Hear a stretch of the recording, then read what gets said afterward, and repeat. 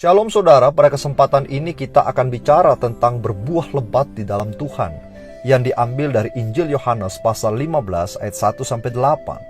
Bagian ini bicara tentang Yesus pokok anggur dan kitalah ranting-rantingnya. Dan di dalam Kristus itulah kita diajak dan diharuskan untuk berbuah dengan lebat.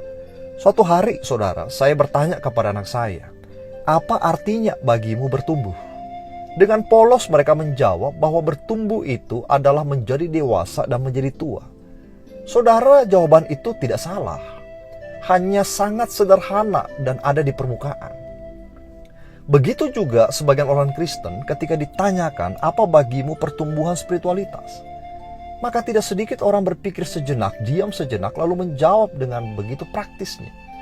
Bahwa pertumbuhan itu adalah rajin ke gereja, rajin datang beribadah, rajin berdoa, cukup.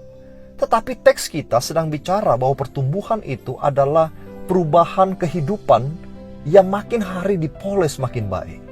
Perubahan karakter kita, perubahan sifat kita, perubahan integritas kita, makin sempurna, makin serupa dengan Kristus. Bagaimana saudara agar kehidupan kita berbuat lebat? Di dalam teks kita akan mendapatkan dua bagian yang sangat menarik. Yang pertama, bahwa ranting itu harus meresapi pohonnya. Bahwa kita harus meresapi firman Allah. Di dalam Roma 10 ayat 17 dikatakan, iman itu timbul dari pendengaran. Dan pendengaran kepada apa? Pendengaran terhadap firman Kristus. Di dalam bahasa Indonesia, mendengarkan beda dengan mendengar, saudara. Mendengar itu numpang lalu. Tetapi mendengarkan itu adalah menyimak.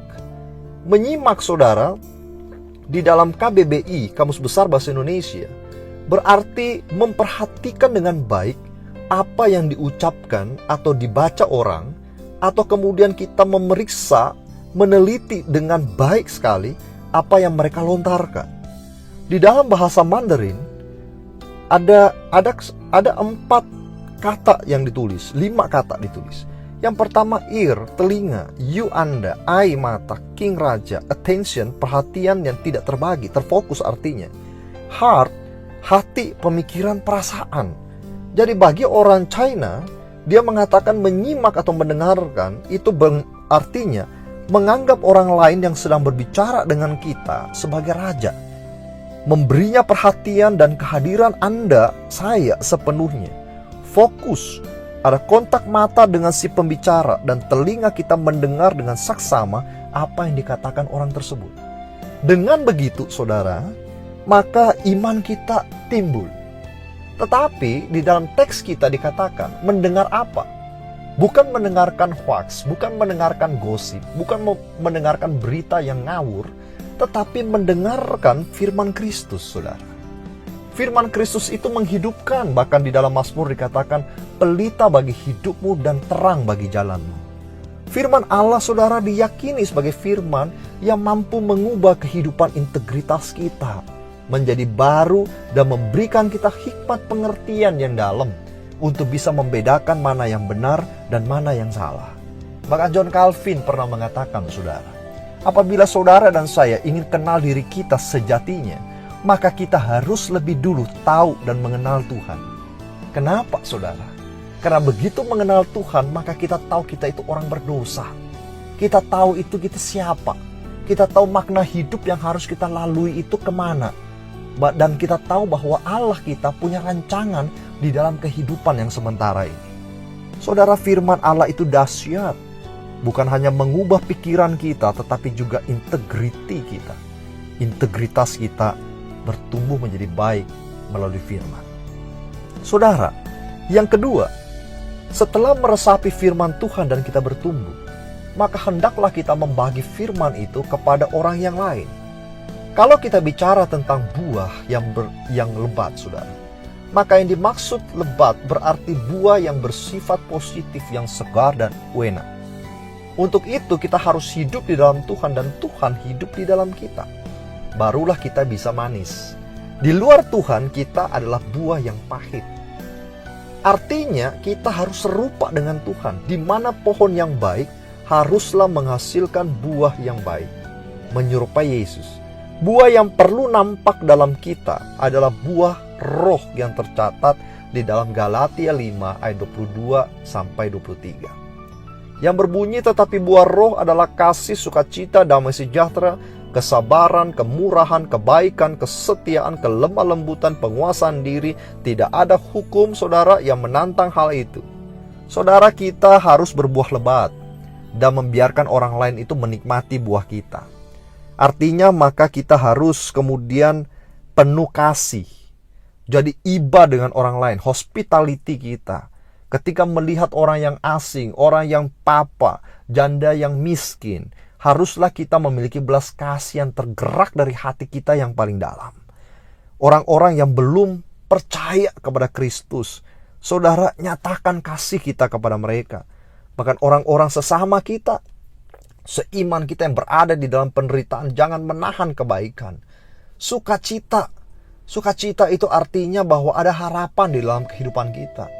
Kita selalu nampakkan diri kita seperti Kristus yang penuh dengan hati yang bergembira.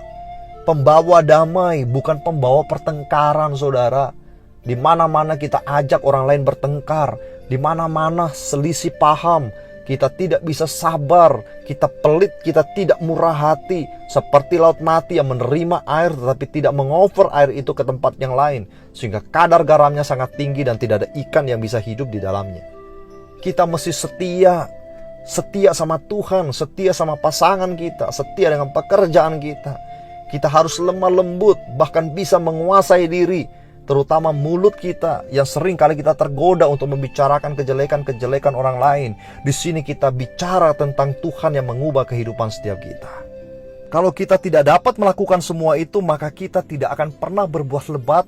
Dan kalau kita berbuah pun, saudara, buah kita begitu pahit, begitu kecut. Dan teks kita mengatakan yang itu tidak penting dan tidak berguna, maka Tuhan akan mencabut kita dari pohonnya, lalu kemudian menginjak kita. Setelah itu kita dibakar habis. Kita menjadi tidak penting dan tidak berfungsi, saudara. Billy Graham pernah bercerita tentang pertobatan yang dialami oleh Morrison, pendiri dari Ashbury Theological Seminary. Ia mengungkapkan bahwa pada suatu hari, Morrison yang pada saat itu bekerja di tanah pertanian sedang membajak di sawah. Tiba-tiba ia melihat seorang pendeta Metodis yang sudah tua sekali lewat dengan kudanya. Morrison mengenal orang tua itu sebagai orang yang sangat ramah dan sangat saleh. Ketika melihat orang tua tersebut lewat, ia seperti disadarkan akan dosanya yang sangat besar.